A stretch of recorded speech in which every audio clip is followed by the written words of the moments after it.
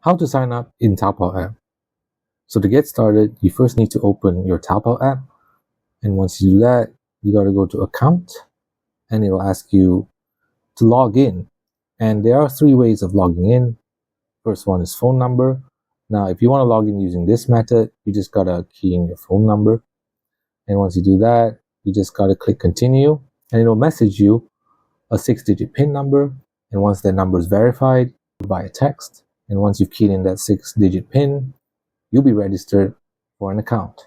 The second way is by Google, as you can see here, or the third way is via Facebook. So if you go onto Google, you have to accept the agreements.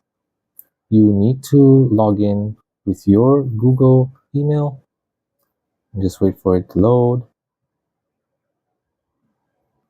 Once you do that, you will need to agree to the privacy policy. Click continue. And you're done. And you've successfully signed up for Taobao. And this is your account. And that is how you sign up in Taobao app. Quick and easy.